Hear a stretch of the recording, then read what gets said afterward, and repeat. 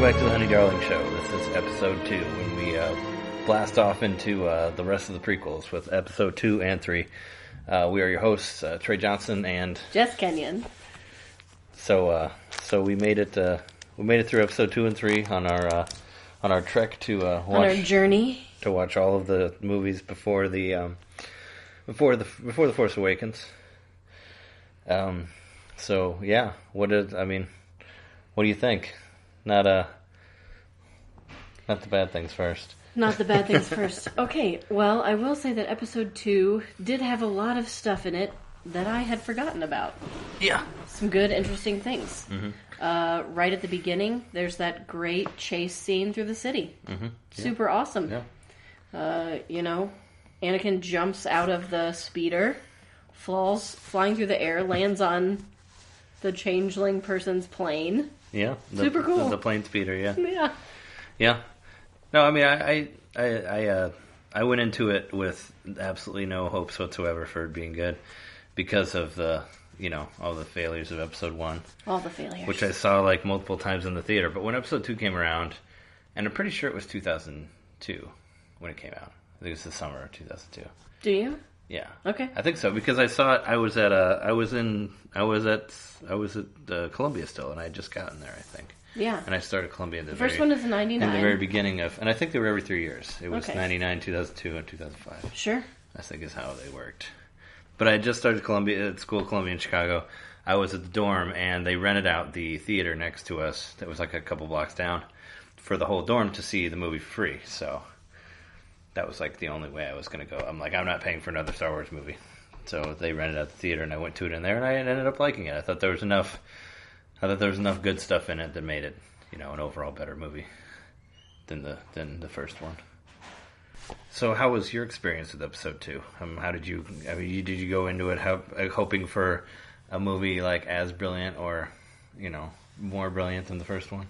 Any movie had to be more brilliant than the first one. Yeah. I don't remember seeing it.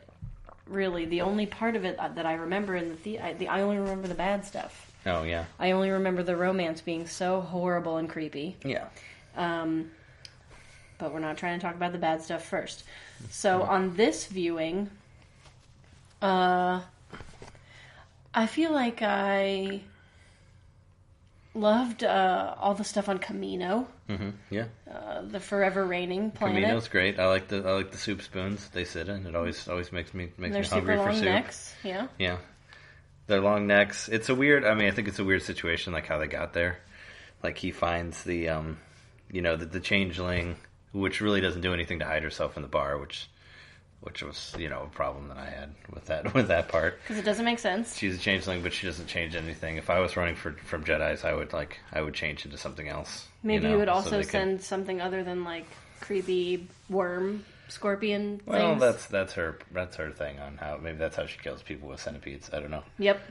Which Anakin super non-bulletproof Anakin like very easily like cuts away from Palpatine or from Padme, like they're real close to her face, and he just cuts them with great ease without slicing her face off. That's what love can do for you, apparently, if you're a Jedi. I think it was still creep in that time. I don't think it was love yet. He was creeping for sure. Yeah.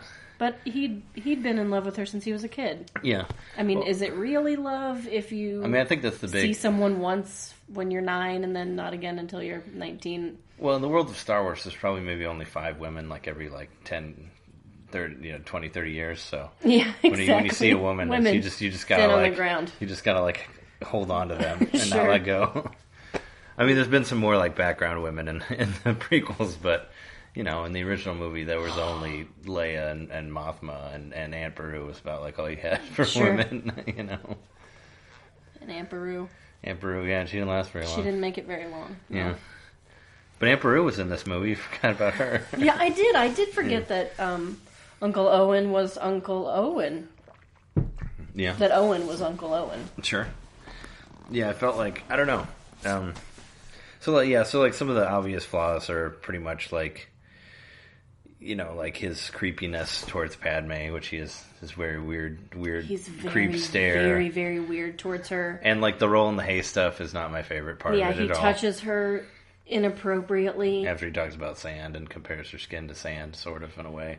Yep. Like saying that sand's She's gross, not and sand. then he touches her, and then she kisses him for some reason. But then she goes she back makes from out it with there. him. No, they kiss like one time there, and then she's like, I shouldn't have done that, and then they don't do it again until they're going until they go into the arena. Right. That's when they make out, is on the way to the arena, when they think they're going to die. Yeah. Because she's like, oh, well, we're going to die anyway, so let's not hide our feelings. Right. Which somehow developed somewhere. I think it had to do with the way he, romantically force-fed her. Used the Force to feed her the pears. a pear. Which she didn't he just flew it over to her, and she caught it on her fork and ate it, He didn't hold it in the air for her to take a bite of. Yeah. But she probably thought would that have been sexier? She thought that was nifty. I don't know. I don't know. I don't really know. That whole part looks weird. Like, it looks like when he cuts into it, it looks like it has a different inside than normal pears do. It's a space pear, honey. Yeah, and then when it floats and she takes a bite of it, it looks like she doesn't actually take a bite out of it, obviously, because it's probably it's not real. Because it's probably never there. Yeah. And that was just them sitting in a green room, just green, moving their hands around, and her being like, fake food. Yeah. This is us falling in love.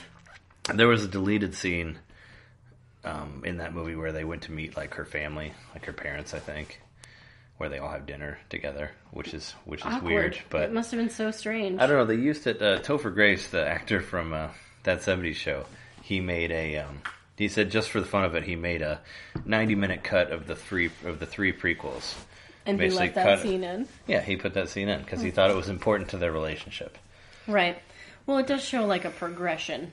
Yeah. I guess. He thought the part with them meeting the family was, and I've seen it. There's another version online where somebody was trying to mimic the Topher Grace cut because his isn't available. He just made it for his own personal library. He said he's only shown it to friends and whatnot. But right. But some other guy made a 2-hour cut, and I watched that. And all it has, basically only it has to fight with Darth Maul from the first movie.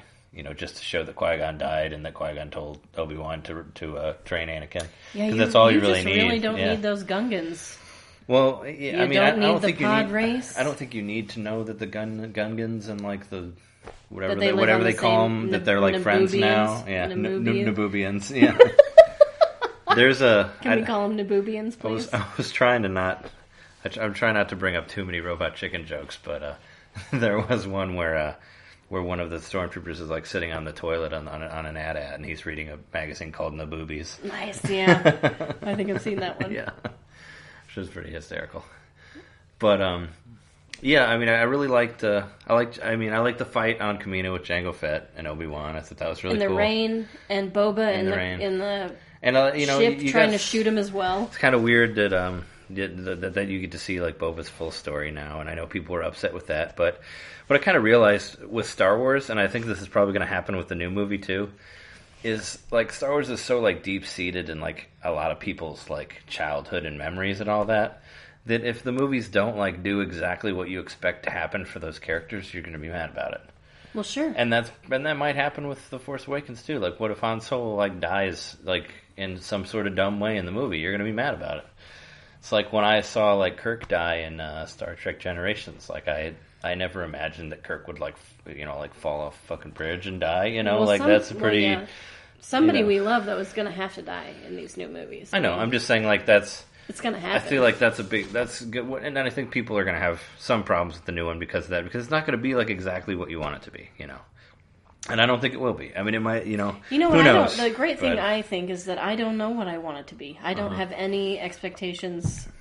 It can't be as bad as the first one. It just can't be that bad. Sure. So as long as it's not as bad as the first one. But you probably still have some sort of expectations about where Luke might end up, or what, people expect Han Solo and Leia to be together, and I don't know.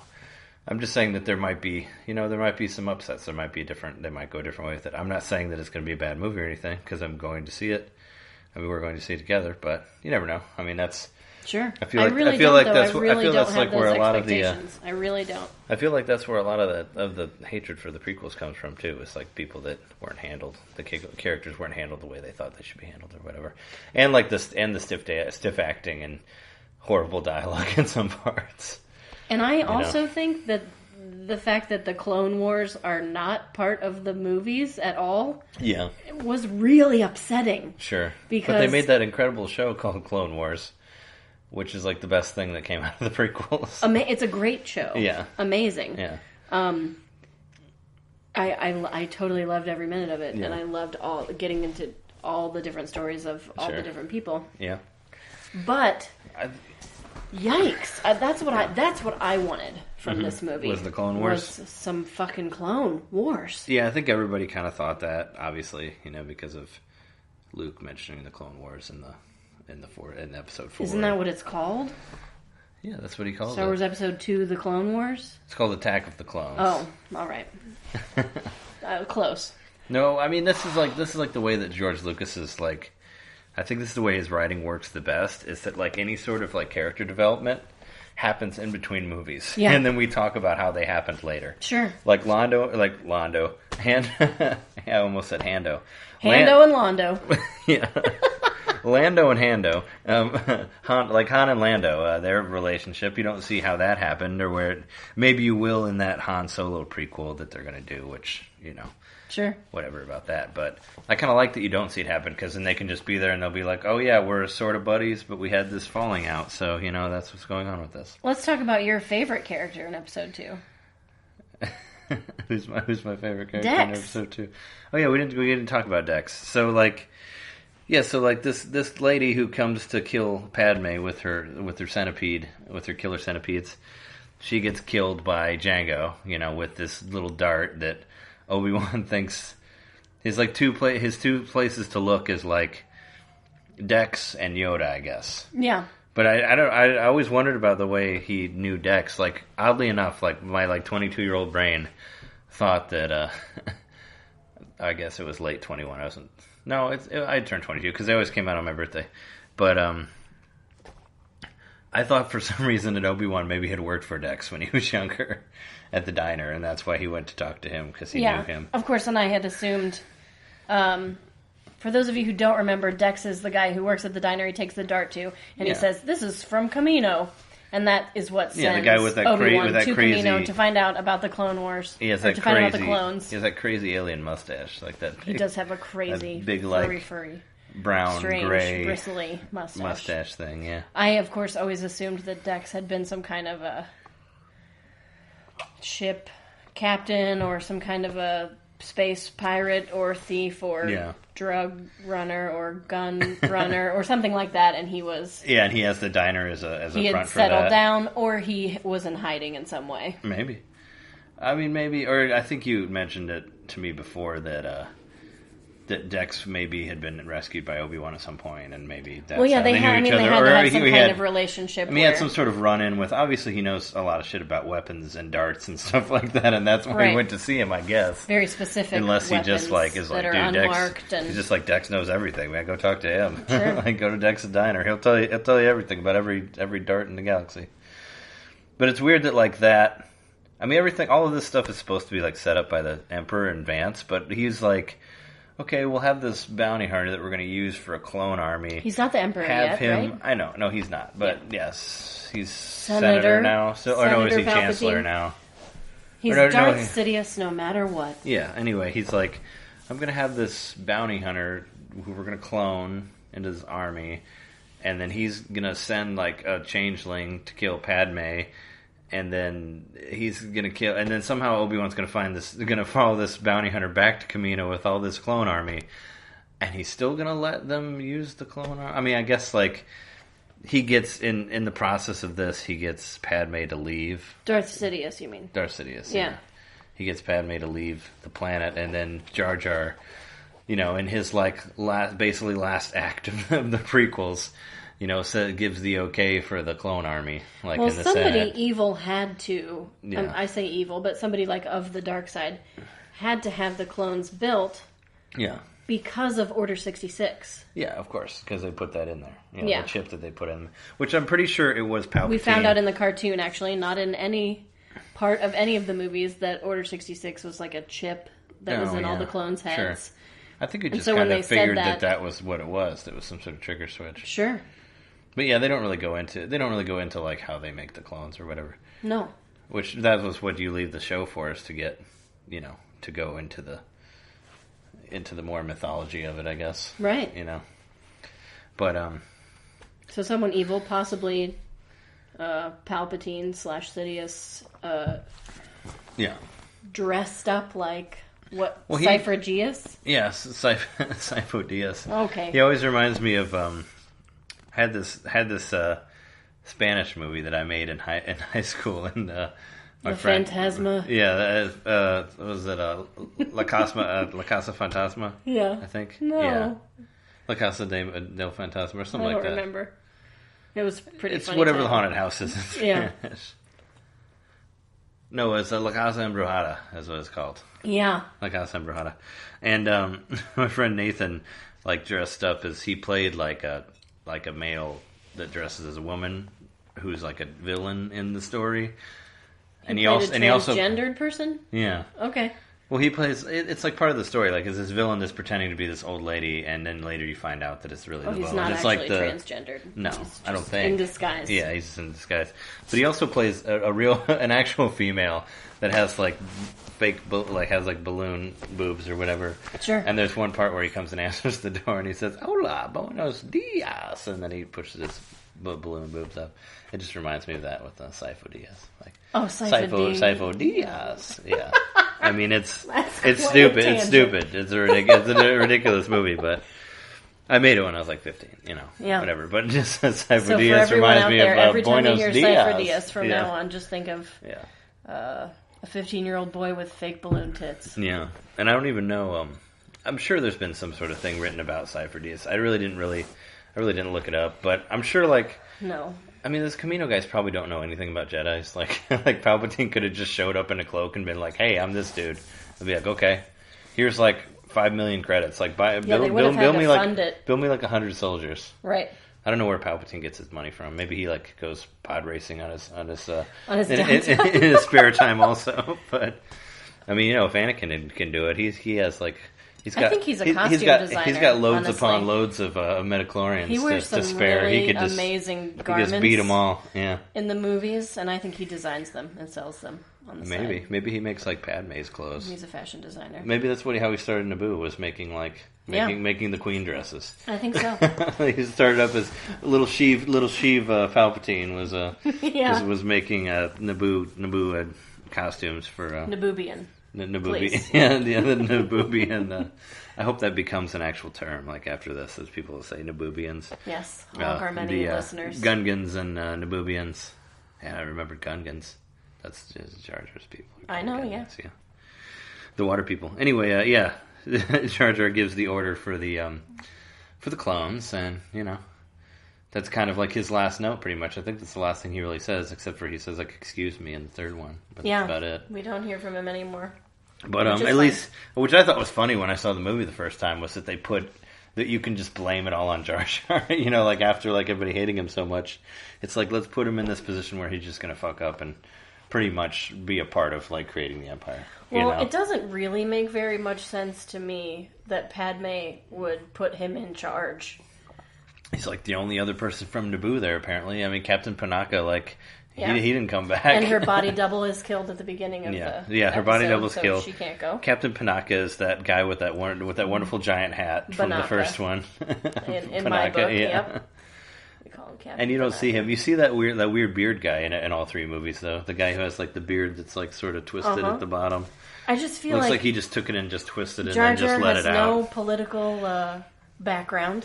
I always thought he has no idea what he was doing. Why Jar Jar's a mastermind, though. There's fan theories that Jar Jar is a Sith Lord. Yeah. That he used the drunken master. I'll tell you what. Martial arts I'm to defeat the robots. My earlier saying, if Jar Jar is a horrible evil Dark Lord master, and that's revealed in these new movies, that will disappoint me. Yeah, well, that might be the only thing. I'm pretty sure J.J. Abrams has gone on record to say that Jar Jar is nowhere to be seen in this movie. Oh, good. Except for maybe he did. Thanks, JJ. Except he did say that his bones are maybe seen on Jakku somewhere. Oh, cool. That he's I don't think they need to kill the poor guy. I mean, I don't know. Well, he could have died heroically. I'm sure he died like 30 years ago or whenever, like... We don't know how long Gungans live. Oh, yeah. You know what I mean? So he could show up in Episode 8. Or he could be... He could only live 20 years and he died. I think it would be pretty ballsy to make a spin-off Jar Jar movie. Why not? It'd be pretty ballsy if you got the right throwing writer. Your money in the toilet. What was it? Paul Dini, the guy who wrote the Batman the Animated Series, he tried to write a Jar Jar the centered story, because he wrote a couple episodes for Clone Wars. Yeah. And they told him no. They flat out, they're like, no, JJ, no Jar Jar. No Jar Jar. And so he's like, okay. He also wanted to do a story about an Ewok, like a bounty hunter Ewok. Do you think that's what J.J. Abrams' name is? Jar Jar Abrams. Jar Jar Abrams.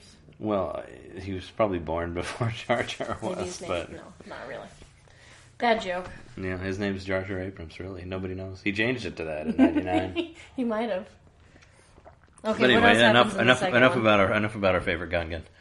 So Obi-Wan goes to Camino after he seeks the help from Dex and a bunch of children and Yoda. Children, yes, very and good. One of a Togruta kid, which is like the race of Ahsoka Tano. Yeah, the same species as Ahsoka Tano. I don't think he's the one who tells him that the planet's missing, but I did kind of I thought that part was cute with the kids with the helmets and they're very cute. They all have the blast shields like from Episode 4, and they're all like fighting those little robot droids that Obi-Wan has. He went to go talk to them is because we need to see the younglings. Sure, we need to see them before they're. I like all that. killed. I liked how they were all standing there like waving their lightsabers in the same direction, like fighting the little ball droids, which gives I guess it explains like why Obi-Wan has one of those. You never really tell you never really know why he has that. Like why he has the helmet and the little ball thing with him. In Episode 4, he never really explains it. It's just like, here, put this on, and then... And now we know they're Jedi and then deflect tools. this. Yeah. So you see that. You see and Yoda. The kid gives the most logical answer of all. Yeah. He's just like, well, somebody erased it. Duh. Yeah. Like gravity be your guide. Sure. It's pretty obvious. He's like, just go there. Yeah. Just fly there. I don't know if he had, like... Way to go, kid. If it was a gas issue or something with him. I don't know. Like, Obi-Wan didn't want to go all the way He there. didn't want to spend the money. One thing I did... Speaking of gas issues, I did think... what I thought was cool was those little hyperspace docks that they had for their ships. Do you remember that? They had those circular things that they like docked their ship into that took them into hyperspace. The Obi-Wan did. Oh yeah. I thought those were neat. They are neat because like it was supposed to be older, so maybe that was the old technology of hyperspace, where ships couldn't do it. Because like I think because X-wings can go into hyperspace, can't they? I'm pretty sure Luke did to get to Bespin. I don't know. When we watch Empire Strikes Back again, we'll update on that. But I think the smaller ships have hyperdrive in them. Well, I mean, the Falcon does. Well, yeah, but I don't think of the Falcon as being a small ship. Yeah, I don't know. It's like supposedly 17 times the size of a. Supposedly the Falcon made an appearance in an X-wing. Episode 3 somewhere, but I've never found it. It's supposed to have docked in some Coruscant spot. Oh dang it! And I guess, didn't know. I didn't look for it. And that other like fake Falcon from Shadows of the Empire, that was in there too somewhere. And so he fights Django. He takes off in his Slave One. He puts the Seeker on him. Yep. And then he chases him to the asteroid field and has like one of my favorite weapons ever, the seismic charges. Yeah, they're very cool. Yeah. I love that battle has no sound except for the seismic charge. Yeah, and everything goes completely silent like before it explodes, and it just like the big like and it just goes through the sound. Yeah, that's and it's just like the big blue circles that just go through the blue sound wave. Yeah. That just cuts through the meteorites, and that's really cool. Like Star Wars have always been kind of known for their sounds. I think that's probably, like that and the lightsaber and the like laser guns. I remember are probably reading the best. before the prequels came out, when I was just a regular Star Wars fan. Mm-hmm. That people were mad about there being sound in space. Like there is no sound in space. Well, yeah. There would be no. And Firefly did that. Yeah. Which I always thought felt really strange, but I mean, I guess they're trying to be more realistic. They're trying to be more realistic, but on like from watching it on like a show, it just feels goofy to me. I think. Yeah. Like I like that show. I think that they made the. I like that show, right but choice. I think that effect looked weird on the show. I mean, I like Firefly. Yeah. But I always thought it seemed like weird, like when they would go completely silent. I liked it for Firefly, but I don't think it would have worked Star Wars. Sure. And there wouldn't be explosions in space either, because there's like no oxygen. No oxygen. For the fire, yeah. You're right. But they're in a galaxy far, far away, and that galaxy might have explosions and sound. We don't know, because we haven't been there. Well, I'm just saying they're in a different galaxy. Because if the whole atmosphere was made of oxygen, then everything would catch on fire. Well, I don't know. Science. It's pseudoscience. Science in it. That's actually that's an explanation that I found that I heard on another podcast from midichlorians, which I thought was pretty good. Was that I guess if the levels were like the levels on Earth, if you could like breathe in space. I think they sort of can, right? I mean, I don't know. You never really see them like suffocate in space. I mean, Grievous got knocked into space in the third one, and he was fine. But he's mostly robot. He has his robot thing and all that. I don't think he breathes anymore. He coughs. I guess, and he does wheeze. Yeah, which I think was supposed to be another like foreshadow to Vader. But we'll get to that later. But I was just saying, midichlorians, an explanation for that is that's like the science of the Force. Since there's like a science for everything. Sure. That's like what I heard as an explanation for it. Not that it doesn't mean that it's good, but it's, I understand that. Saying that like midichlorians is just how you explain it, like cells or I always thought DNA that. or whatever. Yeah. I'm just saying, but that's why, it's if the Force had a science, that's what it is. I mean, everything has a science, and I'm sure there's a science. Everything had a science in Star Wars too, and that's their pseudoscience is midichlorians. Right. Yeah. Just saying that's a way to explain them. But those aren't mentioned in this movie, so no midichlorians in this movie at all. One. But there are in the third one. So yeah, Obi-Wan makes the Geonosis. He finds those winged guys building the Death Star. Yep. Which proves that conversation from Clerks was wrong, that the people who built the Death Star were evil too, I guess, because they do attack him. And they go through that cool, like, robot building factory, which is another part I really liked, was the conveyor. It was the conveyor belt where they're, like, it's very scary. Dodging the big knives, or the big cutter things, and Padme gets dropped in that giant, like, bowl. Well, that thing that's supposed to hold lava or magma. And she almost gets melted by the magma, but R2 saves her. And there's this really horrible CGI sequence with C-3PO when he's flying through the, when he like falls down and they pick him up, and then later his heads gets changed. Comic relief there. Yeah, which is I thought the head exchange stuff was okay. It's very funny. I like a pun, and it gives us some good puns. Yeah, when he's like, I'm beside myself. Yeah.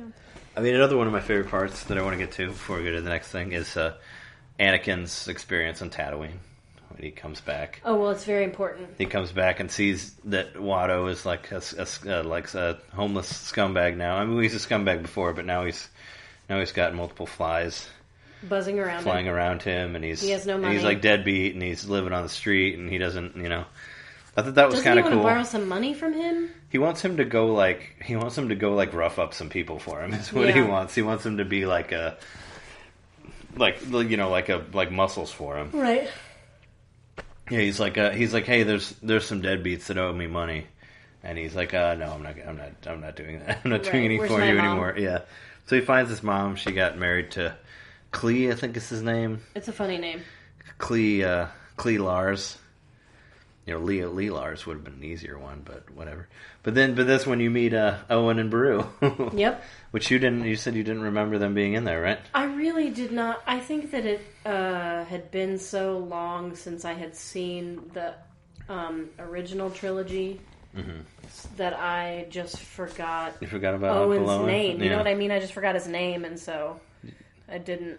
Or if I remembered it, or somebody told me about it at the time, since then, I forgot again. Forgot about the tragic moment of Luke being like, Uncle Owen, Aunt Beru, and they're like on fire and all that. Of course, but when we are introduced to Owen in the middle of this movie, no, I wasn't looking for that. Yeah. Well, I mean, they have to show up because, otherwise, because Luke would eventually have to be brought to them, later, which they are. They do return in Episode 3. But I like he finds his mom like all roughed up by the Tusken Raiders, and I like him going on his first like dark side rampage when he cuts all the heads off of the sand people and kills all of them. He kills the kids too, so that's like he kills the women, he kills the children. His precursor to the younglings. And Spoiler he tells in the third one. Padme, right? Yeah, and I think that would have been a better place for maybe them to have their kiss for the first time. Yeah, because he's like weak and vulnerable in that time, and he's basically like, telling her that he screwed up, and he's crying and. And she doesn't really do anything for him, though. I don't think she does really. She kind of just sits there and listens to him. But she does not try to say, I don't know, maybe just some well-placed advice, like, we should really go talk to Master Yoda about this. Sure. Something which like he doesn't really. I think the only one he told was Palpatine, because Palpatine brings it up in Episode 3. Yeah. So, I mean, he could have told, yeah. So he just seems angry and mad, and she's just kind of like, I wonder if Palpatine, that's Annie. That's our Annie. Like, orchestrated the Tusken Raiders stealing his mom. He orchestrated everything. He might as well have orchestrated that too, right? True. He's just the orchestra man. He's the ultimate. He's the ultimate conductor of dark-sideness, and everything. So yeah, he does that, which I thought that was a really cool, like, dark side moment. Like in role playing, we would call that a dark side point. At least one, maybe two, maybe a few. Actually, well, once he killed the kids, there's a game called Knights of the Old Republic. A lot of people like that game. I like. It's a role playing game. It's a role playing. It's like a tabletop RPG. No, it's a video game. Oh. It's a role-playing video game. It's by the guys who did Mass Effect, but it's before Mass Effect. It was cooler when it was a tabletop RPG in my head. Oh, well. They take a lot of stuff from the Star Wars role-playing in it. Sure. But there's a part where you go to Tatooine, of course, and you gotta go to Tatooine. Yeah, and you get like dark side points and light side points depending on what you do and like how you work with people. But I went to Tatooine and I slaughtered an entire town of sand people. And I got like nothing. I got like no light side points, no dark side points, and I was upset. I was like, "What?" I'm like, "I just did what Anakin did, and you're not. This isn't bad. I killed like all these people. Like they didn't do anything to me. I just went through and killed all of them, and they didn't. I just thought I'd try it out to see if it would make you go more to the dark side, but it doesn't do anything. And I was like really disappointed by that. Their lives are not worth anything apparently. But they were in the movie. Yes. And I wasn't to Anakin. I wasn't planning on doing it. It wasn't like I want to do this. I'm just like I want to try this and see what happens. And I just go through and kill all of them, and then nothing. And then I look at my like stats. It shows like which how you're teetering on which side or the other. And it doesn't say anything. And I'm like, okay, fine, all right. Maybe there needed to be like kids and women to kill too. I don't know. It was just regular sand people. So well, I'm glad you didn't get to kill men and. I would have tried it though to see if it happens. Anyway, this isn't a Knights of the Old Republic Darth podcast, Trey over here, but I just wanted to try it out to see sure. to see if it would dock him. Okay, then what happens at the end? Well, then they're captured. They all go to after that they get a message from Obi-Wan. He's stuck in that twisty torture thing, which is like one of the most hilarious. He has that like floating thing where he's being held by Dooku and he's just slowly revolving. Count Dookie, which it's an awful name. I don't know what he was going for on that. Dooku, just maybe he just liked the way Yoda said it because it's kind of cool. He's like, oh, Dooku, but I don't know. I mean, Christopher Lee's great. I mean, I'm glad they picked another like old horror like actor absolutely. to be in it, like along the lines of. I mean, the guy who wore the Darth Vader suit was in it. There were the Hammer films. Christopher Lee played like Frankenstein's monster, Dracula. I think he even played a mummy at one time, and Grand Moff Tarkin he played Victor Frankenstein in all of the Hammer Frankenstein movies. Oh, cool! So they've all kind of been, and there's a movie where they're all in it. Where it's like Christopher Lee and David Prowse and Peter Cushing. So they were all like old horror actors, and it was nice to see another one in there. But yeah, Dooku was kind of a weird. I couldn't really tell like where they were going with him because he was like, it seems like because he's trying to be like, oh, Obi-Wan, like the Jedis are messed up. Like, join me, we can destroy the Sith. It almost made it look like he was like kind of on his own side, but he also talks to Sidious as well in the movie. So I don't know. I think he's just trying to mess with his mind while he has him on the twisty floaty thing when he's stuck in there. I think that there's so few dark side guys that they're going to try to get anybody over to the dark side. Sure. Just anybody that can it sounded turn. a lot like the conversation between like Luke and Vader, or like the Emperor and Vader, where he's like, "I won't join you, Dooku." Like it's the same thing as like, "I won't join you," or whatever, But he gets stuck. They get caught while they're in the robot factory with the conveyor belts. They get caught by those guys with the wings, and they all end up in the Death Star.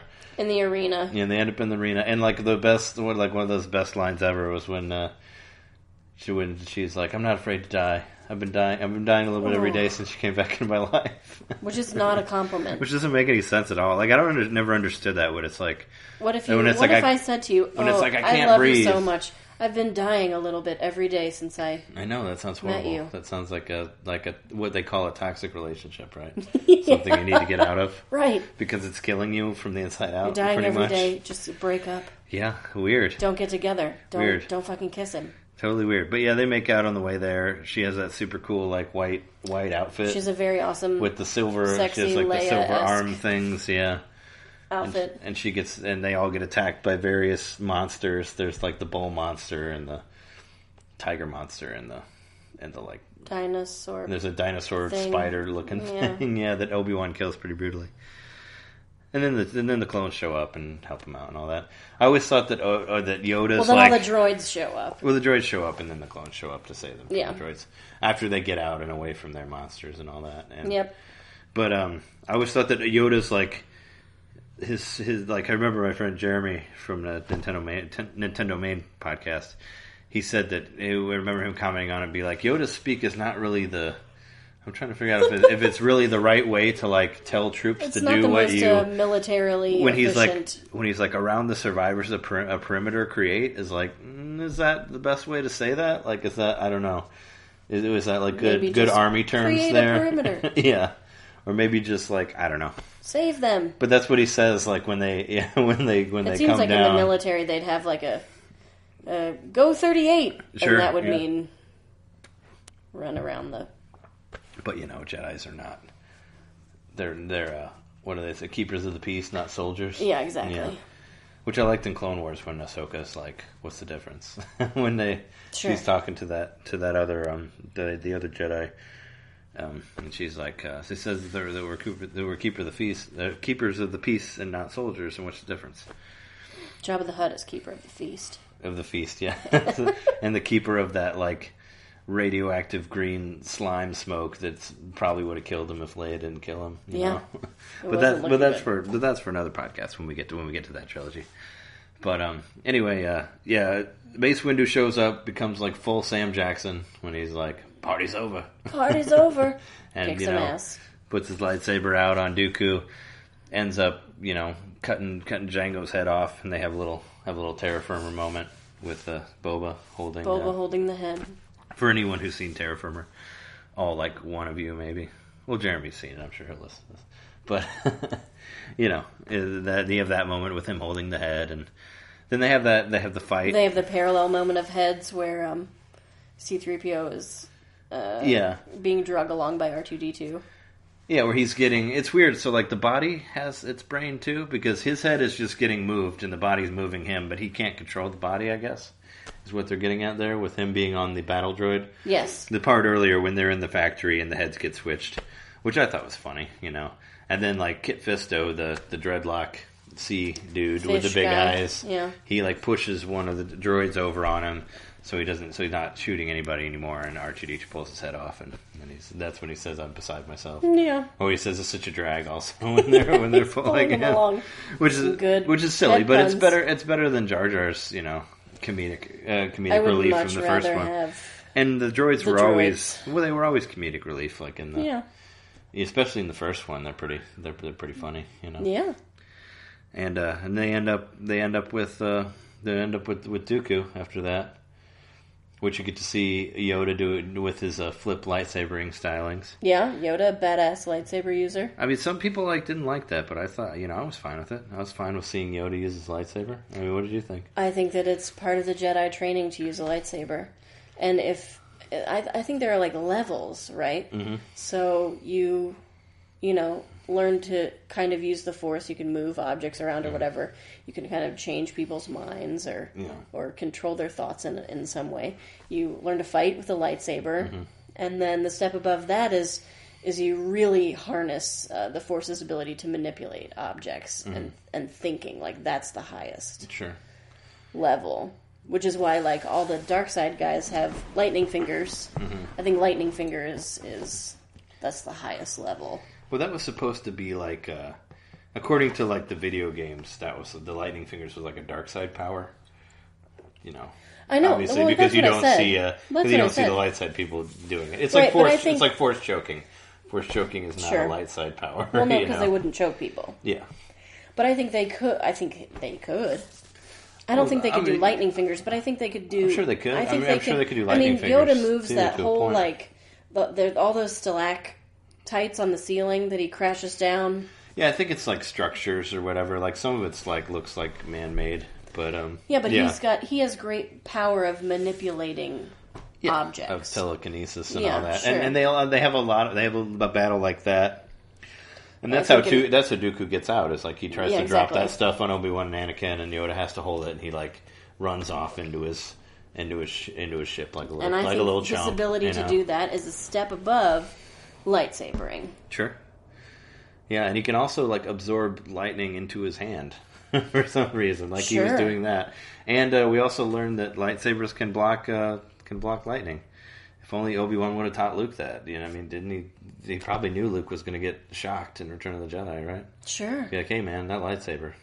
Quit throwing it around. Like, he throws it around so much in that scene. But he's like, quit throwing it around. Just use it, man. Block it. But I guess then he wouldn't be able to get Vader to turn and all that. So, yeah. They all make it out. Anakin and Padme get married in the end. And I really dig the John Williams, like, the love theme of them. Beautiful song. I think that's more convincing than the relationship ever was. Comes completely out of the blue. Sure. And it's just how they end it, because they want to get into, I know. however many years after that, and skip to the next one. It's just... Is there anything else you would like to say about episode 2 before we move on? Is there anything I missed? I would have preferred that their whole relationship happened off screen. Yeah. And that we met them at the beginning of the second movie, and they were married. And they were already married. And we saw the Clone Wars. Yeah. And... Is what it means for like episode 2 is out? Episode 2 is out, and you just get 2.5 in there. Yep, and I want what's between 2 and 3. Well, there's the original, the Genndy Tartakovsky Clone Wars the hand drawn animated one. Yeah, which was originally canon, and it's not canon anymore. But a lot of similar things happen. But they do some like Clone War developing stuff, and then they do it. There is some similar stuff in the newer show, but they don't have that awesome part with Mace Windu. No, there's a great... If you can you can find it on YouTube, actually. Yeah, you can find the whole thing on YouTube, like both volumes. But there's a part with this ship that like smashes the ground and creates like these dust waves. And him like... You actually just see Mace Windu being a badass. He like loses his lightsaber for a while. And he does like stuff as amazing as like pulling like screws. He pulls all the screws. He pulls like screws out of one robot and throws it into the other one, and it's pretty amazing. And he's like super great. And he's like force crushing their heads and like all that. And there's this little native to the planet, this little kid that's a native that's like watching him do all this stuff. And from a safe distance. And he spends like a long time without his lightsaber, and then he gets his lightsaber later. And then he like goes and meets the kid, and the kid gives him a drink out of his like canteen, little water canteen, and it's super cool. Yeah. And they also do a little part with the Luminary and her Padawan where they're making the lightsabers, and they get stuck in that cave, and Yoda comes and saves them. Yeah, it's really cool. You should definitely check it out. And it's only about 2. It's like only like 2 hours. Yeah, it's like 2 hours and some change. And they also do like they show like Palpatine getting kidnapped in the second one, and like Anakin has a vision of Vader at one point. Like he goes into some cave and he has this vision of himself becoming Vader. A vision in a cave? Yeah, they've never done that before. No. But and you see like he gets his scar and his like hair's longer, and they do the part where Palpatine gets kidnapped, and also like Grievous's his throat gets crushed by Mace Windu. So that's why he's wheezy. So that explains like why he's wheezing coffee, which they never really say anything about, and it's kind of weird in the third one. I mean, we never have heard of Grievous before. Yeah, Grievous in himself is kind of weird because he was introduced in that cartoon, in the Clone Wars cartoon, at the very end of the first volume, he kills like 5 Jedis, like with holding a lightsaber with his foot, you know, like just hopping on one foot and holding like 3 lightsabers, one in each hand and in the foot, but he hadn't done the forearm thing yet. But after I saw that and saw that he was in Episode 3, like I expected him to be the one to kill all the Jedis, because I'm like, this guy's completely like undefeatable, like he's insane, he's insanely good, like he'll be the one that slaughters them all. But we ended up with a different outcome. But I think we're ready for that. Yeah, that's how Episode 3 starts. Is we learn that Grievous is alive, is existent. Oh yeah, Grievous has become like the new villain to kill off or whatever, which they do with Dooku also. But the beginning is cool. I mean, the scroll, the first word is war with an exclamation point, which is hilarious. Good God, y'all. Yeah, it's like war. Ha! Yeah, maybe that's what they were going for. But the whole like opening part with the space battle, I think is fantastic. Where it comes like right down on the Star Destroyer, you see the Jedi starships like fly under there, and all of a sudden like shit's going to hell, like everything's fucking blowing up. I don't want to describe. I don't want to be one of those people who describes something as epic. Yeah, but that's pretty epic. This is like the end of the war. I'm not like towards using the it end ironically. Of the war, It is. The scope of it is enormous. Yeah. There's so many ships. Yeah, there's a lot of them. And you can see that they're obviously fighting on the ground too. They're fighting on that planet. Yeah. So it's just spectacular. Yeah, and I really like the playfulness of Anakin and Obi-Wan. I think it seems like they actually have a relationship now. I think that the actors, it's not just Anakin being a fucking arrogant dickbag. Yeah. Well, I feel like the characters have matured more into or the actors have matured more into their characters, I guess. Sure. They become more comfortable with it.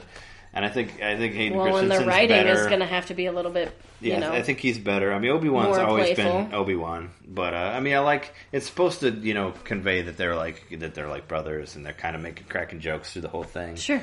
I like when they're in the elevator and he like cuts the hole and he's like, oh, he's always on the move, and, I like cutting going way forward, but I like when they land and he's like, that's like one of my favorite parts. He's like, oh, another happy landing, and he's like, they're all just kind of laughing about it and having a good time, and you could tell that they had developed this great like sort of bonding, I guess, through the war, Absolutely. So they and I like the ship design. You see a lot of the original trilogy in Episode 3, obviously, because this has to be the one that bridges all of it together somehow. Sure. So you see like these early prototypes of the X-Wing where they even say to lock the S-foils in attack position, and they come out like stars almost. That's X, but then there's the middle. Right, there's an extra bar in there. And then there's the Jedi starfighters that they have. They have the little wings that fold up that look like TIE fighters, or mostly like they look smaller, mostly like Darth Vader's like TIE fighter that he had. They just have the smaller panels with the angled, with the, what I'm talking about. It's hard for me to explain it like just through audio here. Side panels, yeah. So it kind of gives you. I would believe those would be the twin ion engines on either side there. Yeah, sure. Right. But yeah, you give like a little early TIE fighter stuff there. So and you see like some Star Destroyers and later you see that ship from Episode 4 also. Like they end up on that towards the end of the movie. Like the white ship that gets invaded by Vader. Oh yes, they do. The ship that's all white on the inside. Yeah. Mm-hmm, yeah. So you see that exact one that's from the beginning of 4. So that's pretty cool. You get to see Vader in his suit and all that later. But I think Episode 3, I mean, is obviously, I think, the best of the 3 of them. I don't think there's any single human that would argue with you. And like, I think Ian McDermott, your buddy, my buddy Ian McDermott. I think he's fantastic in the movie. I mean, he's kind of hammy, but I think he still like steals the show through the whole thing. Like everything is very much him. I think he's kind of the star of Episode 3. He does a good job of not, both pushing and pulling Anakin. He does, but I feel like into the dark side. He has like a lot of like little jokes too, like the part when they're like fighting and he's like stuck in his chair and he's like making those faces, being like ooh, ah, like he's like into it. Yeah, it's hilarious. Or like the part where they cut his like they cut his like handcuffs or whatever out, or the robots are around him and he's killing the robots around him and he's like moving around being like ah, like it's just like his performances are hilarious on it. He's a funny guy. I think he's great. Yeah, and yeah, he's very pushy. Like Obi-Wan gets the staircase dropped on him, which somehow didn't like break his legs or cut him in half or whatever. It looks like he got cut in half. It really does. But he ends up being fine, and so he gets knocked out, and Anakin, which there's like a parallel thing later, like, because he's like, oh, I should have... So Anakin has the opportunity not to kill Dooku. Yeah, Anakin ends up like doing a cool move where he cuts off both of his hands, ends up with both of his lightsabers. Those are the first of many hands we're going to lose. In his hands, there's a lot of them. And he's got both of them on his head, which is pretty cool, and he's like, oh, well, I should take him into questioning, and Palpatine basically like jumps right into Sidious and is like, do it, and then he kills him. And he feels bad about it. And then it turns later when Mace... when Mace captures Windu him, is and fighting Mace wants to kill him. Palpatine/Sidious. Yeah, and Anakin's like, no, he has to stand trial. Which we'll get to when we get to that, but... Well, yeah. Oh, sure. But yeah, they make it out, and then they have that nice happy landing and all that, which is pretty... That whole sequence, I think, is cool, with them losing half the ship, and they're all making jokes about it, like flying half a ship and landing what's left of it. And when they fly in, there's those cool, like... firefighter ships that are like with the hoses we'll guide you in. That are putting out the fire. Yeah, I thought that was pretty funny down. Too. So yeah, they make it in. You see this when you see Jar Jar for like a second from like really far away, and he says "Excuse me" to some guy. That's his only line in the whole movie. I think he gets one close up later in the Padme. And then we find out the Padme's preggers. Yeah, she's hiding like in the darkness when he comes in. With her Leia buns. Yeah, she's got the Leia buns. Like I said, they're doing what they can to like bridge them. Like let's put as much as we can in here. Yep. Even like characters like Chewbacca, put him in here. He's like 500 years old apparently, and New Hope. Here's a question: Leia is a princess because her mother was queen. Yeah. So whoever the other Organa is, which you never see. Yeah. So is Bail Organa a king? Because they never said that. That Jimmy Smits? Yeah. Jimmy Smits' character? Well, they don't seem to have kings. I don't know. Yeah, there's only... They just have a queen, and it's elected. The queen is an elected position, and you're queen for 2 years. Right. So there are a lot of fucking princesses and princes running around. Yeah, because Padme said what? She served for like 4 years or something? Because she had 2... No, they wanted to amend the Constitution. Okay. So that she could, but they didn't. Only had 2 she years. Wouldn't let them do it, yeah. Yeah, I don't know. I think that's what happened. But anyway, either she... I know she said that, yeah, I know that she said that they wanted to serving, change it so she could serve more. She was like, no. But I don't know what the exact number of years is, though, for term. But it's just strange that that makes her kid a princess. Yeah. Yeah, they don't doesn't really mean anything. Explain like why she's a that president. title means even less than it normally would. Yeah, and Bail Organa doesn't... He never says anything about like being a king, or I don't know. Right. And where is... I mean, speaking of the lack of... I just thought of that Speaking of the lack of women in Star Wars, where's Bail Organa's wife at? Mm-mm. Like, why we can't see her at all? She's in the secret place of women. Yeah. They're in a different Maybe she's ship. like on the cutting room floor with the scene with Mon Mothma in there. Another deleted scene that I thought there's actually a few pretty cool deleted scenes that I felt should have stayed in Episode 3.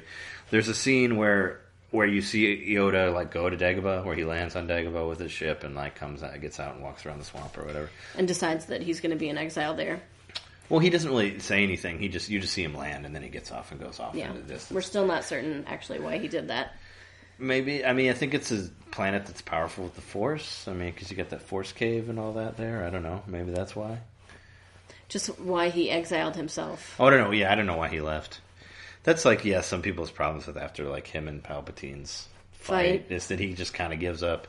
I mean, I think it's supposed to look like he thought he had an out, and maybe he thought that he died when he fell down that like long way, because he falls for a long time. But he's like gone, and hits the ground, and then he thinks maybe he died or something, and he goes through those ducts. The Force.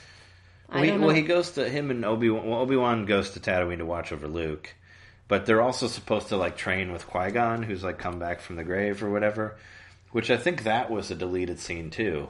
Sure, where Qui-Gon's like blue Force ghost was going to show up. I thought that would have been cool. A cool bookend. Well, there was the Lego Star Wars game that came out. I played that. That came out before the movie, like the prequel one. Yeah. I think I bought the Game Boy Advance one. It was the prequel one before I got the GameCube one.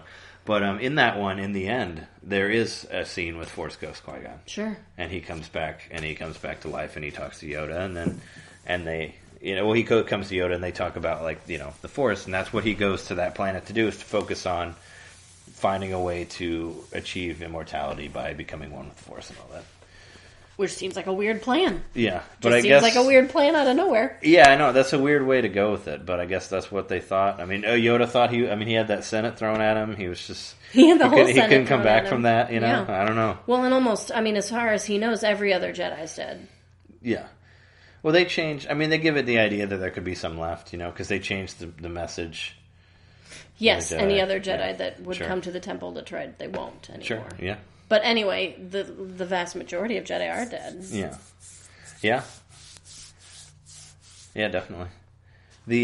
I mean, if we want to talk about bad parts, that the part that we would, after the part that he sees her and she's pregnant and all that, when they go to their little apartment and they talk about, like, how love is blind and how much they love each other and all that whole scene is awful. It doesn't even make sense. It makes absolutely no sense whatsoever. She's like, I love you so much, and she's like, no, it's because I love you, and he's like, no, because I love you, I love you. And she's like, so love has blinded you? And he's like, what? And I'm like, what? I don't know. What the hell is this? Where are they going with this? Fucking happening? Yeah. And this is like this whole law that was cut. They could have cut that out. They could have switched that out for the Dagobah part. Yeah. And there's also, I didn't mention it, but they could just, like, hug. Yeah. Just show them hugging in the apartment with the pretty view. Fine. Yeah, they don't need. They could, like, hug and make out for a little bit. Yeah, just kiss a little bit. He could touch her tummy. The end. Sure. Yeah. Yeah. Because she's pretty far along. Sure. She's hiding that pregnancy. Yeah, and when she has that, like, outfit with the white pants and the boots and all that you liked. Yeah. And on the in episode 2. 3, the one. Oh, in episode 3. The one that she wears. The one she wears on the lava planet. Right, when she has the Which kids. is like the one planet that's worse than Tatooine. It's the lava planet. Yeah. Which you would probably Camino, would probably die from that whole, like, fight. I mean, we're jumping around, but that's fine. That whole, like, ending fight with them in the lava. I'm pretty sure that their skin would have gotten melted off when they were standing on those robots that are, like, in the lava. I think they need some sort of suits for that type of place. On that planet would not work out. Would have probably killed them, yeah. I mean, it's got to be... It doesn't look like it has a breathable atmosphere. It's like Metroid, where you need, like, the Varia suit to go into, like, the... It's exactly like Metroid. Where you need, like, the special suit to go into the... And you don't have the suit, and your, like, life is just dropping so fast. And you're like, I gotta get out. You have to run away. Yeah. Yeah, it's just like Metroid. It's the same thing. You need, like... You need the suit. The suit that will help you survive the lava planet. You have to go back to Ragnastock or whatever. Norfair, I think, was the but that's Metroid, which is different. But a lot of emotional stuff in this movie. I mean, a lot of Palpatine pushing Anakin around. He starts to talk to him about Darth Plagueis and how, like, it's possible to create life with midichlorians, which I guess is supposed to be him telling him that he had created Anakin, that he created him, and that's why he's a virgin birth and all that. I don't think he knew he was a virgin birth. I don't think that's what he's telling him. You don't think that Palpatine knew that he was a virgin birth? I don't think that Anakin knew that he was a virgin birth. Oh, I'm sure I mean, he knew he didn't have a dad. I'm sure that he noticed that there was never a dad. Yeah, I'm sure he did notice that. All he had was a mom. But I don't know that I don't know if she told him. She told Qui-Gon. Like, why wouldn't she? She told, like, some random robe dude that she ran into on Tatooine. I don't know. I don't know. But I thought that he was telling him, you can become this to save your family. Yeah, I mean, that's what he's getting at. But I think it was also supposed to, like, kind of let you know that he was also responsible for creating He's the midichlorian father. Yeah, I think so. I mean, because he said he could use midichlorians to create life, and that's... I always thought it was saying that he created Anakin, which is kind of, like, weird in its own self, but he's like, I'm going to create this, like, weird, giant-headed, whiny kid that's going to, like, and I'm going to use him to, like, kill all the Jedis later. I mean, I don't know. Him and some clones. Yeah, him and some clones from this random bounty hunter dude. Which, I don't know. It's a great plan. Yeah. It's going to work out perfectly. It's a plan that he, like, came out with, like, very, very detailed, like, through the whole thing. He took like, some this guy, acid and he guy. was like, all right, I'm just going to see what happens. Yeah. I'm going to write down everything I think of. Yeah. So, like, Anakin kind of gets pulled both sides from Jedi and Palpatine. Which he gets messed around a bit. They're kind of supposed to explain, like, his confusion on it, because... Palpatine asked him to be his, like, representative on the council, and they're like, you can do that, but you're not a master. then the Jedi at the same time says, and he like, shows you us his you whiny have to, face again. Yeah, and well, for a little bit, but just for a second. Yeah, but then he, then the Jedi's ask him to spy on Palpatine, and so he's kind of like torn from one way to another. And Palpatine's like, they sent you to spy on me. Yeah, that whole part's hilarious, where they're watching the birth dance. Yeah, when they watch that weird opera that's like rah, or whatever. And the sperm. Yeah, and there's the big bubbles and these little dragon-looking whatever sperm things that go through. I think is the name of that opera. Sure, it's like some weird interpretive whatever light show type thing. I don't know. I mean, that's whatever they do on Star Wars. Show. Yeah, but they watch that and yeah, there's this weird part where Palpatine like asked him about like what the Jedi's put him up to do, and Anakin doesn't. Anakin doesn't say anything. Nothing. He just is like, oh yeah. He's like, what did they do? Did they do this? They told you to spy on you, right? Right? They did that. They said that, right? Like just now? Like all of a sudden he knows all of it. It's like, why did you even ask? And then he talks about Darth Plagueis and then he starts to get into the dark arts. Then later, Anakin goes to tell him that Obi-Wan had found Grievous and went after Grievous and all that. Which there's a cool scene that I like that scene before Obi-Wan leaves when they have that sort of like heart-to-heart thing. The brothers say goodbye. Yeah, I like that scene. I never noticed that. Well, I mean, I just noticed when we watched it last time that's like the last. That's like their last genuine moment together, right there, and it's kind of very much like a brotherly friendship type thing, and they talk to each other about what's and then he does say goodbye. Yeah, Obi-Wan says goodbye to him, and then that's the last time he sees him as Anakin is right there because then he has to go. He goes with his clone named Cody, which I guess was the first time that they gave any sort of personality to those clones. Sure. I mean, which they never did anything as good as they did in like Clone Wars. I don't think the Clone Wars the cartoon. Yeah, Clone Wars the cartoon. The first episode, super brilliant clone episodes. Oh yeah, but even the very first episode with Yoda saying like all of your individuals and they all have different names and they should cut their hair differently. You didn't see that in the movie because it'd be more difficult because they're cloning the actor and all that. But they have Cody, so he has a different name. I'm not sure where that came from, but most of their names come from like. Like numbers. Fives is called Fives because he has a lot of fives in this number. Right. And what Echo was Echo because he would repeat what people said. Right. But that stuff's really cool. So he goes with Cody. Chases. I love how badass he is on the what is it, Utapau? Is that where they are? Is that the place where they are? Yeah, where he goes to find Grievous. Oh, I don't know. That's the Utapau system, right? The planet with the holes in it and the bones and all that. Yeah. That's amazing. The bones, yeah. What's the name of that thing he rides? Boga? The Bogan? Yeah, that thing. The loudest dinosaur of all time. I like that sound too, though. I think you did a good job the of Boga it. sounds good, yeah. Yeah, do it again. It was better before. That was pretty good. Better when it's not prompted. Yeah. I don't think. Sorry. I just had to. I have the comic book adaptation of episode 3. And there's like an extra little scene in there where he like goes to like a boga shop or something like that. It's weird. He like goes into a shop and like sees it and he's like he enchants it. He's like boga, and it's weird. Like it, I don't know. When I saw him looking at boga, I'm like he probably like he might have fucked that. Yeah, there's that theory that Obi-Wan has sex with everything he encounters. I don't know. He's mighty flirty to everybody, especially Dex. When he sees him, I mean, they're hugging and being like, "Oh man, I like what you did with your mustache. Looking good." He's a flirt. Yeah, but he's like creeping around. Like he's creeping around with like one of the loudest creatures he could probably get there. Yep. But he gets it to be quiet for like that one part when he's like on the when he's on the catwalk of Grievous and all his buddies. And then because it's so quiet, he decides to jump down in the middle of them. I like that though. He jumps down in the middle and says hello there, which was his first line from episode 4. Yep. When he takes his hood off, that's what I always think of whenever I take my hood off. I say hello there. That's what he does. But yeah, he jumps down and says that, like, right in the middle of all those robots and Grievous, too. And droids, and just starts, and he, like, drops, like, the ceiling on a bunch of them, which is pretty cool. He does that 2-finger pointy thing. He's got his peace fingers out. It reminds me of... It's like the first time we see his peace fingers, I used to work with a cameraman that would do that before he shot anything. He'd, like, put his fingers out and, like... Be Look like, we're gonna shoot this way and this way. And that's what I thought of when I saw that. I'm like, maybe he's telling the camera guy where to go. But yeah, the 2-finger thing, that's new. And they do these weird, like, close-up of the eyes. Oh, yeah, that's how Obi-Wan. Well, that's how I noticed, anyway, that Grievous used to be a person. Is because they show us that close-up of his eyes, and he's got, like, skin underneath there, and you're like, oh, there's, like, some part of a body in this suit.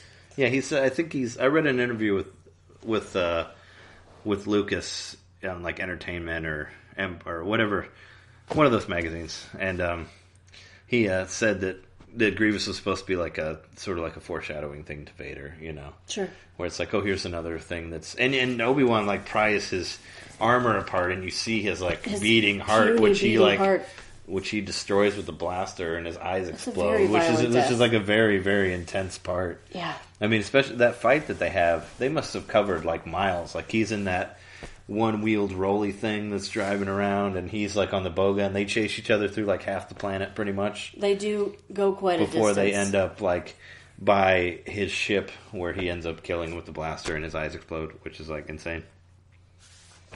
Which he has to come back to later after his stormtroopers turn on him. Like, all of that, like, parallel editing part is, like, kind of, like, crazy, like, how much time is involved with that. Because, like, while he's on this planet fighting Grievous, like, Anakin, like, goes to the dark side, and, like, Order 66 happened, and a bunch of, like, Jedis died, you know? Yeah, they're supposed to, like, all happen at the same time. But it seems like the other stuff is longer. You know, because Anakin figures out who Palpatine is. I think that's why they have them cover so much ground. So we think, it takes a while for them to cover all that ground. Yeah, in their fight. Because he has to be like still on the planet when the stormtroopers start attacking him or whatever. So then Anakin goes to talk to Palpatine. Yeah, I mean, I think this is happening before the Grievous fight or something like that. It's all like parallel edited. But there's the part where he tells Mace Windu to go there. Which you were saying, like, would it have been like a different outcome if you think? Could it have been different? Well, because Mace says, "Don't come with us. If you don't come with us, if you stay away, I'll trust you." Yeah, he says like, I'll go, and if you're right, then we'll trust. Then you'll have my trust, which is weird, you know. I guess maybe because they think he has some sort of attachment to Palpatine since he's known him since he was 10 or whatever. Well, they said he sort of raised him. I think they see he's so angry. He still has so much anger. He's got so much hatred, and you know, hate leads to suffering, leads to anger, all leads to shit. Yeah, you're all you're fucked basically. Yeah, it all leads to the shit. They know that he's arrogant and that he can't seem to control his emotions. Sure. So I think they have been genuinely worried about him from the get-go. Yeah. And so if Mace had just said, "Let's go get him," and they fought him together. And maybe he saw him, like, they saw that he killed, like, 3 Jedis in, like, one stab. Yeah. Which was pretty, like... I mean, I know they wanted to, like, we gotta kill a lot of Jedis in this movie, so let's do one where he, like, stabs, like, 2 of them, and then the other one he kills them in, like, 2 swipes. And you're talking about Palpatine now. Yeah, Sidious, yeah. Because they have, like, they bring, like, 4 Jedis to, like, arrest him. They bring your favorite fish guy. And fish guy gets stabbed through the side. What's his name? Kit Fisto. Kit Fisto. He gets like a shish. That's a great fucking name. He gets shish kebabbed with another like devil looking guy that has some horns, I think. Mm-hmm. And then there's another dude that he kills in like a couple like they, and like Palpatine's face like while he's fighting is ridiculous. He's like has his teeth out and he's like grunting and all that. I read somewhere that he was like completely against doing lightsaber battles, and he really didn't want to do that. But and I think that I think his face, you can see it in his face. That supports my theory that there are different levels of power, and he's gone beyond lightsaber power in his heart. Yeah. Well, I thought it was cool. He's evil fingers now. I was happy to see him with a lightsaber. I always want to see him with a lightsaber, and I like he does his like weird spinny jump, and then he kind of like moves around like a snake, like while he's fighting. He's very slithery, yeah. Yeah, he's very slithery, and like like he does the little like after he. You know, he looks weird, you know, but in a good way. I mean, I like his expressions. And then you cut away and you see like the CGI person doing flips and stuff, which I don't think you really need. Sure, we don't need flips. They should have just had him do that. But Mace Windu takes him down, and he like pretty much shocks himself for whatever reason. Yeah, he keeps shooting his evil fingers into Mace Windu's lightsaber, which are deflecting them back to himself. But he's doing. I mean, he could. He's not. I mean, he could stop that though, because he's doing that. You know, he's shocking himself pretty much. I think he thinks that if he stops, Mace will kill him. Maybe, I guess. I don't know. Because that's what Mace is saying. He's saying he's going to kill him. Sure. And what's his nuts? Anakin's like, no, don't kill him. Yeah. So if he stops doing force fingers... Well, he does eventually. Like, when he's, like, when his face is all, like, smoking and all that. Wrinkled and melted. And then he has his lightsaber, like, right next to his face. And if Mace would have, like, just flicked his wrist... Yep. Instead of, like, coming all the way back... Yeah. Then maybe he wouldn't have lost an arm. Yeah, you don't need to... You don't need, like, power behind the lightsaber, really. You know, it's not a baseball bat. Sure. It's a fucking laser. Yeah. So if he would have just, like, flicked his wrist and cut his head off, maybe he wouldn't have, like, got his arm cut off and shocked to hell. He did get shocked a lot. Do you think Mace Windu's dead? Like, did he... do you think he could have, like, survived in some way, like of course he could not survive. Count Dooku, but Darth Maul. Of course he could have survived. I mean, Anakin goes, like... They do a lot of jumping, you know? Yeah. There's a lot of big jumps. He gets thrown out, like, pretty far through that window. But we don't see what's below him, you know what I mean? Is there a balcony right below him? And he's like, oh, I'm just going to rest here for a minute. He's like, I'm out. I'm done with this. Like fuck this noise. I'm done with this stuff. Right? Yeah. Maybe he gets on a plane to Dagobah 2. Yeah, maybe it goes to another one. All right. Yeah, it goes to some other... Not Dagobah, like Dagobah number 2. Swamp force-filled planet. Yeah, right. He goes to Naboo. He goes to be a Naboobian. Maybe he does, man. Yeah. Builds a nice garden. You know, stays away from Gungans. Yeah, definitely. Lives a good life. We don't know. I feel like maybe they should have done something to make that death a little more concrete, I guess. Like, what if Mace Windu's what if he flew out and got hit like by one of those speeder planes? And he just like one of those big. He just goes out there and it's just like boom, and you just see his body just get nailed by a Sebulba character. It's just like and I mean that would have made this whole scene like super ridiculous. You don't need the Sebulba guy and him saying stuff.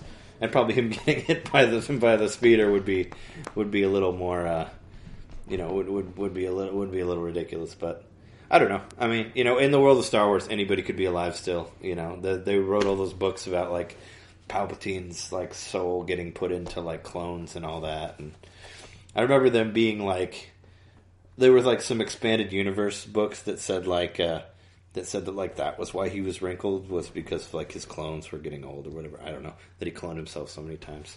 Oh, sure. I personally thought that, you know, as a kid I always thought that it was like some sort of drug thing, you know, like, you know, it's like the dark side is like a drug that eats you from the inside out, and like that's why he was like all wrinkled but powerful, and that's why like Darth Vader was mostly like machine than man, because like his manhood was gone like from the dark side, you know. Because the dark side had like eaten his outside. Yeah. Sure, yeah. Not by like getting that J swoop that Obi-Wan does. Super logical. Yeah. Super logical to think that the evil has destroyed their bodies. Yeah, and that's like what I was saying before, like what some of the like the disappointments from the movie, because I do like the movie as a whole, but it's still like, I don't know, it's close to be. It could have been greater, I guess. They would have like handled they're ticking a lot of boxes. You know what I mean? They're just like. I mean, they didn't leave themselves much time to like wrap everything up. They kind of should have started wrapping stuff up in like episode 2. I always thought like they maybe should have nixed episode 1, started like made 2 1, and then like expanded 3 into maybe 2 movies, and have a little bit of Clone Wars in there, like you were saying. That would have made me happier. I had a movie that was maybe half Wars. As long as we can skip all of their relationship, and all of a sudden they're just like, oh yeah, we fell in love. Oh, sure. And we're married. Well, I mean, they would have to have that in some way in there, but, you know, I don't know. You know, you could nix the... I mean, Darth Maul's cool, and the pod race was okay, but you don't really need the pod race, I guess, at all. So after Mace Windu dies, then Anakin becomes Darth Vader. Yeah, he's like... He just has the name Vader in his pocket. Yeah, Palpatine just throws that at him, yeah. Or Sidious, I guess you call him Sidious now, but, well, he was always Sidious, but... Sure. This is the only time in a Star Wars movie that you've ever seen anyone go to the dark side, you know? Yeah. And will we ever see that again? I don't know. Like, I hope so. Maybe you'll see it again. It's like the part in episode 2, like with all the seeing like this mass amount of Jedis like fighting together as a team. Like, how long will it be until we see that again? You know? Well, right. It's going to be a long time because there were like 20 Jedis in that scene. They're jumping around like, you know, fighting people. And now there are like 20 Jedis total. One question I have about that scene and then the later scene with Yoda is Palpatine's lightsaber gets totally flung out of that window. It does. He loses his lightsaber. Does he have like a box in of the Mace Windu lightsabers fight in his office? I mean, like, somebody has to make the dark side lightsabers. He's probably got the whole... Well, he probably made them. I'm just saying, like, he's the one who has all the dark side lightsabers. Sure. I mean, but he has Maybe that's his side business. Yeah. Right? He's like making dark red side lightsabers and he made that sells cool. them. He made that cool curved handle for Dooku. Yeah. He's like, well, you got to be difficult. Fine, I'll give you a curved handle. Right. You know, so it looks like a gun, but sells them under the table. get you one of those like Final Fantasy VIII looking. Well, he gun gives knives. In the Gendry Tartakovsky. Yeah, he gives curved ones to Asajj Ventress also. Yeah, he does. Yeah. So I'm saying maybe he does have the. Well, maybe Dooku makes those. I don't know. Maybe they're all making like red lightsabers to give to people. Yeah. But yeah, he automatically just calls him Vader for no reason. They don't really explain that. They send him to the temple to kill like all the younglings and he does young that. Jedis, which is I don't know. As some people would say that's a little bit much, is like him slaughtering children. But he did do it before to the Sand People. But the Sand People hurt him. Yeah. I mean, the Sand People, adult people, hurt him. Well, they hurt his mother. Yeah. Yeah. But I mean, I don't think so kids he wanted did anything revenge. to her. No, but I can see more how he would get carried away in that situation. Sure. But now that he's all of a sudden chosen the dark side, now he's capable of killing little kids. Yeah. Little kid Jedis. Well, I mean, his like eyes turned save red his and all little that. kid. Yeah. I don't know. Yeah. They have to die because everybody has to die. Yeah, because they kill all of them. But yeah, it's. I mean, it probably would have been better if like the stormtroopers shot him or something, right? And maybe he didn't know until later. I don't know, but I guess they wanted to be like balls to the wall on this. They want to be like, oh, this is super. They got to earn that PG, that 13 rating, you know, like all the other ones were PG. This is the first like PG-13. Yeah, so they probably got it because of like the exploding Grievous eyes and the clones, killing the kids and all that. The clones don't get to make a choice about killing the Jedis. No, because it's like in their programming. They're even though in programmed to Rebels, do it. even though in the show Star Wars Rebels, apparently a few of them do, like the ones that show up later. Yeah, a few of them. Like Captain Rex and Wolf and another one. Yeah. But another one like still calls the Empire. Like spoilers for Rebels if you haven't seen it, but you know, Rebels is a cartoon that takes place in between 3 and 4. Yeah. Right. But and it's a continuation of Clone Wars because it's just now in its second season. Yeah, they brought Ahsoka Tano over. And, she's my favorite. And the clones, which is cool. So I like that she. I mean, this is Clone Wars, but I like that they found a way for her to not be a part of the Jedi Order, like when all this shit goes down. Ahsoka. Yeah, Ahsoka. Yeah. She leaves the Jedi Order before Anakin turns and all that, but she knows that he's Vader, and they're going to have to get to that eventually, which is a whole separate thing. But super exciting. But it's cool, you know. But yeah, the younglings, I don't know. I guess they had to do it. They had to get killed. They're all dead. That cute kid has to be like, oh, you know, what are we going to do? Don't know what to do. So, you know, all the shit's happened. Obi-Wan comes back. Him and Yoda like go to the temple, like slaughter some. Well, they don't. I mean, they fight off some stormtroopers when they're there. They find out they change the code so that I think Jimmy Smits goes there before them, though, right? Bail Organa. I think he gets there before they do. He goes to because it's still during that night after everybody was killed. Yeah. Because remember that kid, George Lucas's kid, Jet Lucas, jumps out. Yeah. Like fights some stormtroopers. He gets shot. Jimmy Smits, he yells no and then flies away in his plane speeder. Yeah. But then, Obi-Wan and Yoda, they find the footage of Anakin, of course. You know, you have to find that of him killing the kids and all that. You know, which somehow has like footage of him becoming Darth Vader and all that too. They must have like cameras everywhere. They have really good cameras, and the cameras cut to whatever they need to. Need to see. But that's normally how you see flashback footage cameras or whatever, I guess, in older movies. But he fast forward through. He probably went through all the cameras until he found, you know, whatever. I don't know however their camera technology works. But speaking of that, I forgot when I saw the trailer originally. They had that scene with them in the council with the hologram guys in the council. Oh, yeah. Mm-hmm. So at the beginning of the movie, there's the Jedi Council, and you can see some people are being hologram represented. When I saw the trailer, I thought that they were Force ghosts. I thought that would have been cool.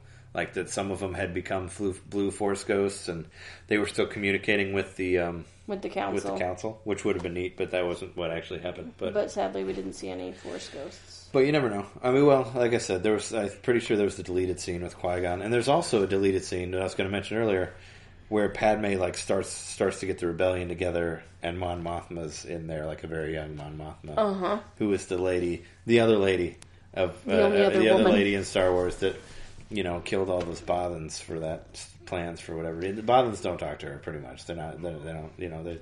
They're not into it because she's like, many Bothans died for us to get this, and people aren't really happy about that. So she's kind of disliked by the Bothan community. But aside from that, she got the second Death Star plans and all that. Yep. But anyway, all this, they figured all that. Yoda has to go to the Emperor, I guess, who's the Emperor now, because he puts up that hood and he's like, I will forever wear this hood. You will never see me without And he this hood. goes to the Senate and he's like, the Jedis are bad, and they watch the death of democracy, and then he becomes the Emperor. Yeah, and he's like, this is the Empire now. It's not the Republic anymore. It's the Empire. Yep. And he's like, oh well, they attacked me, and that's when my skin's all fucked up, Right. And then Yoda and him have the fight where he throws the Senate at him. Throws the Senate at him. Yeah, we covered Yoda that leaves. earlier. Yoda takes off with Bail Organa. And they all end up with Padme. Yeah, well, they got to have the fight too. Yeah, the big Obi-Wan Anakin fight, which I like. I like most of that fight. There's some. I like the parts where they like lose the lightsabers for a minute, and there's some punches in there. I like the double force pull where they like shoot each other to different sides of the room. Yeah, like opposite polar magnets. And they do the Tarzan swing, which is kind of and land on those tiny, which is kind of ridiculous, but they robots. put that in there. But they have the part where the force field comes off, so like lava has to get on it, so they're hanging off of it and fighting each other. There's a lot of rage in there. There's some pretty hilarious lines, like in particular, only Sith deal in absolutes, which is an absolute in itself. Yep. So Obi-Wan pretty much fucked himself. He's like, I mean, that's such a dumb line. It's almost as dumb as our love our love can't save you, only my new powers can. Our love can't save you. Only my new powers can. It's like, oh, really? Yeah. Oh, man. That's a rough one. He's like, everything he's so just terrible. like, he didn't give a fuck anymore. Everything he thinks, he's just going to blurt it out. He's like... It just seems like some bad 13-year-old poetry. He's just like, in my mind, the Jedis are bad. It's like, well, yeah, we know that, man. You ain't gotta say that. Like, right. And you could leave that out. But that doesn't even make sense. Like, it doesn't even make sense. Because the Jedis are bad. Because he's trying to be like, Obi-Wan's like, well, it's the other way around. He's like, but no, you're wrong. He's like, no, but you're wrong. But no, I know. It's like it's really just weird. It's like a writing. preschool fight. I don't know. I think he gets on the hill, and he cuts him. He's on higher ground. Yeah.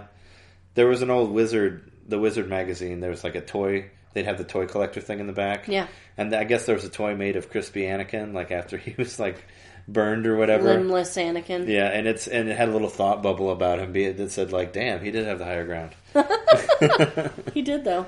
But yeah, he has a high enough ground to do that fucking J swipe to cut both of his legs off and his arm off in one.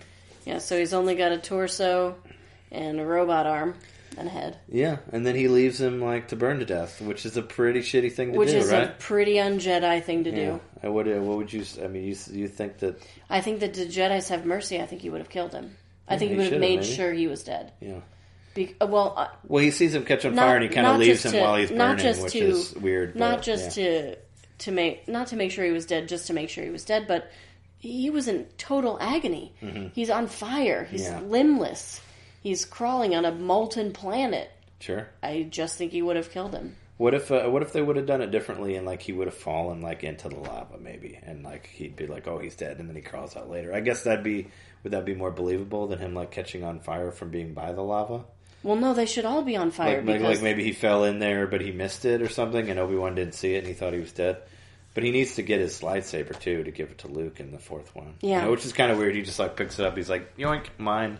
See you later, dude. It's good knowing you, buddy. I just think it's weird that he leaves him there. Sorry you're evil and burned now. Yeah. Yeah, he leaves him there, And then he goes to be present at the birth of his children. Well, Padme, like, we totally skipped over, like, Anakin's choking Padme and then throws her to the ground. No, that's in the comic, he picks her up and, like, throws her against the wall. In the episode 3 But he chokes her, or he drops her, or whatever. Yeah, he drops her. Okay. Well, he, like, chokes her, and then he lets go, and then she falls to the ground. She's, like, passed out or whatever. And then she dies during childbirth, I guess, whatever. I mean, would you think it would have been better if he would have, like, accidentally killed her? I always thought that would be the way it would happen. Yes, he would accidentally... That he would kill her in his rage, like so his angry. drug rage, like the crack he would kill her, fiend or whatever. And then they would have an emergency C-section. Yeah. Where the kids were born. Well, then you wouldn't see... they already kind of fucked it up, but that part in Return where Leia's like, oh, Luke's like, I never met my mother, and she's like, oh, well, I remember, like, images of her... to make it sound like she was maybe raised by Padme for a minute, Right. But I guess you were saying that it could have been like Bail Organa told her about it, maybe. Sure, drew a picture, but told her what she looked like, or. But on the same side, Obi-Wan knew. He could have, absolutely. Obi-Wan knew Padme more than they did, I think, and he could have totally told Luke about Padme also. He could have. But whatever. So yeah, the dust settles. Anakin becomes Vader. They do a parallel editing between her having the kids, and him getting put into the suit. She pretty much dies right when he becomes Vader. Which there's a fan theory that the Palpatine sucked energy out of her and put it into Anakin. Which is, it's just a fan theory. It's just people trying to explain why she died of poetic causes or whatever, for just giving up her will to live, which is kind of meh, but... I don't think there's any argument for that fan theory, but... She has a nice little, funeral with her Chapordnik cover. She looks very beautiful in her funeral. In the little flowers. I kind of wish that Vader would have, like, threw a little bit more of a fit. I know he, like, crushes, like, that thing that, like, made him the whatever... But I kind of wish that he would have came after Palpatine, like, right there. I thought that would have been cool. When he, like, comes back as Vader and Palpatine's like, oh, you killed her, in your anger or whatever. What if he, like, ignited his lightsaber and, like, held it right to his throat and he's like, fuck you. Right. And then Palpatine's like, oh, but I own you now because I saved your life and I built you. Like, something like that. Like, to where, like, maybe he came at him and he's like, oh, no, you can't. Like, just to show more control over him. I always thought that would be neat, other than that, like, long, like, that he does before they cut. Yeah, he does. He does do a really... I don't know. The worst. No. Yeah, I don't know. I thought he'd be a little more pissed off. In the episode 3 PlayStation 3 game, there's, like, you can do 2 endings of the Anakin Obi-Wan fight. You can play as either character, and if you win as Anakin and kill Obi-Wan, you go and kill the Emperor afterwards, and then you become Emperor. Which is pretty cool. You become Emperor Vader. Yeah.